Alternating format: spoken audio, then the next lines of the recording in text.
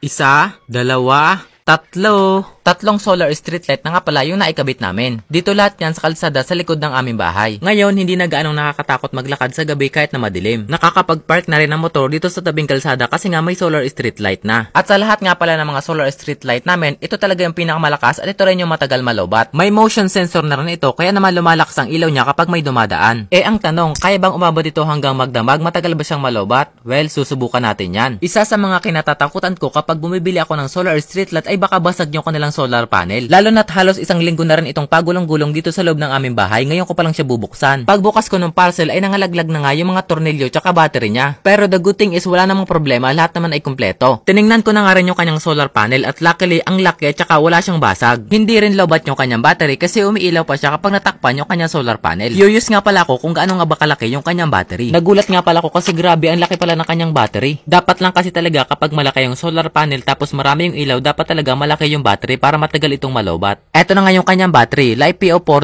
3.2 volts at mukha siyang refurbished. But the good thing here is meron siyang BMS for extra protection at matagal siyang masira. Wala rin nga pala nakalagay kung ilan yung kanyang capacity. Kaya naman ngayon itetest ko na rin kung hanggang saan nga ba yung aabutin niya. Pagkatapos nga ng ilang sandali ay natapos na at umabot naman siya ng 20 ampere hour. Eto nga pala malaki yung kanyang solar panel. Yun nga lang wala nakalagay kung ilan yung kanyang power. Kaya naman ngayon itetest ko na rin siya. Nakakuha nga ako dito ng 19 watts mahigit. So basically nasa 20 watts mahigit yung kanyang solar panel. Dahil nga wala pang bakal na poste ay pansamantalang sa kahoy muna namin siya ikinabit. Mas maganda rin na kahoy na rin muna ang kanyang poste para kung sakaling may sira yung solar street light ay madali siyang ayusin kasi nga kahoy lang madali siyang ibaba. Medyo matabang kahoy na rin nga pala yung ginamit namin dito kasi nga medyo malaki din naman itong solar street light na to. Pinili rin nga pala namin yung posisyon na mas malakas yung sikat ng araw para mas mabilis ma-full charge yung solar street light. Kahit maulan ay makatanggap pa rin siya ng sikat ng araw. Dito kasi sa spot na to kahit alas 5 na ng hapon ay malakas pa rin yung sikat ng araw kaya naman magandang maganda yun para sa solar panel ng solar street light na to. At ayun na nga guys, grabe ang lakas ng ilaw kahit nasa malayo pa tayo kitang-kita na yung ilaw. Mas maganda sana kung naitayo ito sa mas mataas pang posisyon. Yun nga lang dahil nga kahoy pa lang ito at pansamantala pa lang okay na rin ito muna. Kahit papano hindi na nakatakot maglakad dito kahit gabi tapos pwede na ka na rin magparking ng motor sa tabing kalsada. Dito naman sa kanyang remote pwede mo siyang pahinain, pwede mo rin siyang palakasin depende sa kagustuhan mo. Pero ang ginagawa ko, siniset ko na dun sa pinakamalakas kasi kapag tinurn mo naman yung kanyang motion sensor, automatic siyang hihina. Tapos kapag may na-detect naman siyang dumaan, saka naman siya lalakas. Oo yan o, tingnan nyo naman, grabe, mas maganda na ngayon dito kumpara sa dating walang ilaw dito sa kalsada. Ganito siya kapag buhay yung motion sensor, mahina lang pero pag lumapit ka, bigla-bila siyang lumalakas kaya wag ka matatakot dyan. Minsan kasi talaga nakakagulat kapag biglang lumalakas yung solar street light kapag dumadaan ka. Gumising nga pala ako ng alas 4 ng madaling araw para tingnan kung may ilaw pa ba yung solar street light sa baba. Ayun, legit naman pala, kaya niyang umabot hanggang magdamag tapos yung ilaw niya hindi pa rin humihina. Tinanong ko nga yung kapitbahay namin, alas 6 daw ng madaling araw, buhay pa rin yung ilaw. Hindi naman yan may pagkakala na umabot siya na magdamag kasi nga naman malaki naman yung kanyang battery. Ang ganda talaga kapag solar street light yung gamit nyo kasi wala nang mamamroblema sa pagpatay at sa pagbuhay bukod pa dun wala pang magbabayad ng kuryente.